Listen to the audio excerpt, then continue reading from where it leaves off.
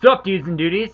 Today, we're going to be talking about marriage and relationships and stuff. Yeah. Aight. So, if you're a husband and you're always telling your wife, you're a horrible wife because we never have, or if you're a wife and you say, you don't love me because you never take me, then this is the video for you, my friend. Um, what I'm basically going to be talking about here is loving people in a way that makes sense to them, in an unconditional way. So that would make sense why, like, a husband would try so hard to love his wife and she's so unappreciative because he's not loving her in a way she wants to be loved. Okay? So you got to figure out what way she wants to be loved and just attack that like, you know what I'm saying? Yeah, okay. A lot of the stuff I'm going to be taking or using the material is coming from Gary Chapman in his book called The Five Love Languages. And if you haven't read that book, I recommend you read it. It's a great book, but I'm going to go over some key points and stuff. So, yeah, here we go. The five love languages are basic ways people feel loved, and by utilizing that, you can make them feel loved in a way that makes sense to them, in the way they want to be loved. First one is physical touch. This involves hugs, kisses, massages. It can get dirty, but you know what I'm saying. Words of affirmation. This is compliments. Honey, you look great in that dress tonight. Receiving gifts, buying little things. Like, I hear some people just, they like if you find a really beautiful rock and you give it to a girl and they're like, oh, this is so pretty, you know. Some chicks dig that. I like rocks. They're cool. Whatever. Or of course, you know, like expensive stuff is good too, but you know, you gotta play that moderately because your wallet is not, you know, nobody's a millionaire, especially in this recession. Quality time. You know, just going for a walk, sitting on the couch and chilling out. Acts of service is another one. Like, a lot of ladies like this one. It may involve the husband sweeping or vacuuming or doing the dishes.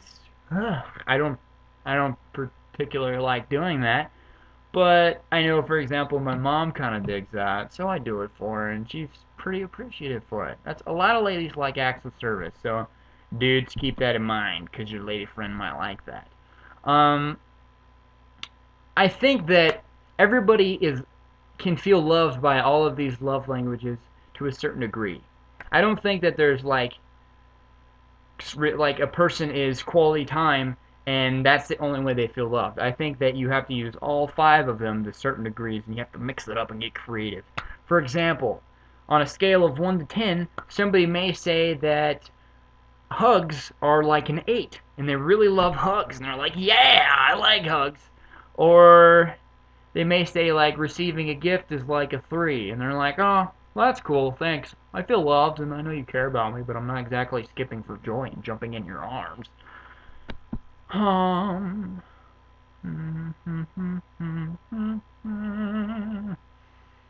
and I want to say that if you're a husband or a wife and your spouse is not really satisfied with you, so to speak, or you're disappointed because every time you do something they don't jump into your arms and it's like a magical moment and the heavens open up, and stuff like that. Don't worry about that, dude or duty, because you just gotta figure out how to love your significant other, and once you figure out how to do that, you gotta pounce on that, like I said before. Okay, that sounded kind of like a bit weird. I think the best way to discover your spouse's love language is to have them write down 5 things they would like you to do not every day, but just 5 things that they would like you to do that would make them feel loved. And then you both do that, like husband and wife, both write down 5 things, and then they have to make a commitment to do one of those things on that list. So for me, it's like I'd really like hugs. So if I got like maybe 2, 3 hugs throughout the day, I'd be stoked, man. And you know, like some rubbing up here and on the in the hair And I love the game where people come up and go, "Who is it? Who's there?" I don't know. It's fun. I'm weird like that. You know, I would be physical touch. That's my love language. And yes, just make a commitment to do one of those things every day. And this way, by doing this, they'll have their love tank will be full because you're speaking their love language. Think of it as like a gas tank, you know.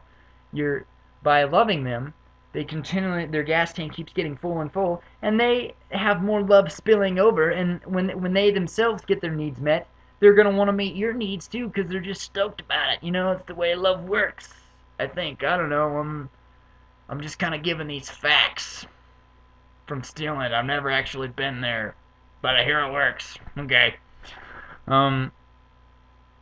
Also, I recommend that you sit down and talk at least once a week, just about any old thing. For at least, you can give each other like 20 minutes if you have to. That's 20 minutes apiece. So, and questions I think that are important to ask are, what are you concerned about? What do you wish or what do you want to take place? And what are you willing to do about it?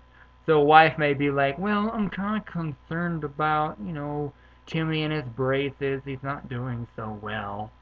And something I wish, well, I would really like to maybe go somewhere for a weekend and have some fun.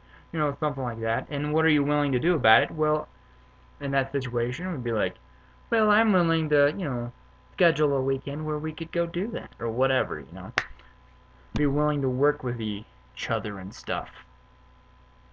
And as far as communication goes, here's something I want you to keep in mind. Words alone communicate about 7% of what you're trying to say. The tone of voice communicates about 38%. Facial expressions, gestures, I don't know what this is because I do this a lot when I talk, don't you? And total nonverbal movements and stuff count for 55%. That's a lot. So when your significant other is sitting there telling you about their day, don't sit there and look at them like, I would really rather be somewhere else right now. Because they're not going to feel loved, and they're not going to feel appreciated.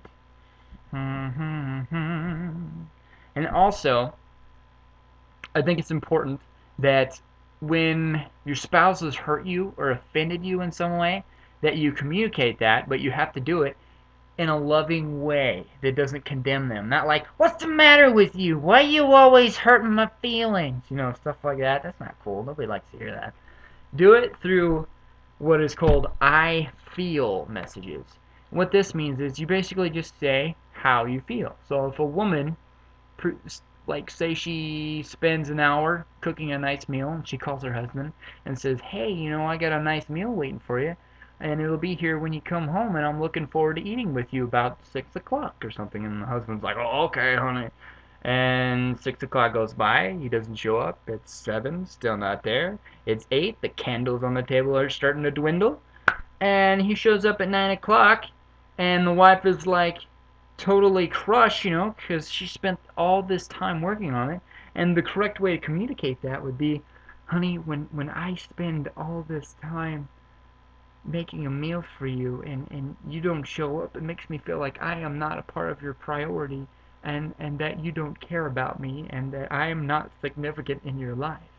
And by doing that, it'll, instead of really condemning him, it'll be more of like a, oh, that hurts, I feel like such a jerk, I'm sorry, you know? And the purpose of these I feel messages is not to condemn each other and win an argument. It's to express how you feel in a safe environment. That way you're not lashing out at each other like ha ha ha ha ha. And also, I think in that example, if a husband is if a wife is telling her husband basically like the story I just told you, it's important for her to repeat it, or sorry, important for him to repeat it back in his own words. That way he understands it better, and I think he will be able to feel it better, feel her pain and what she's experiencing. Okay, I'm running out of time. I also want to say that I think this works for family and friends too. For me, I'm going to put my love list, my 5 things, on Facebook. and all that. And if you want to check this out, read the Love Languages book or go to www.lote.org for a lot of this fun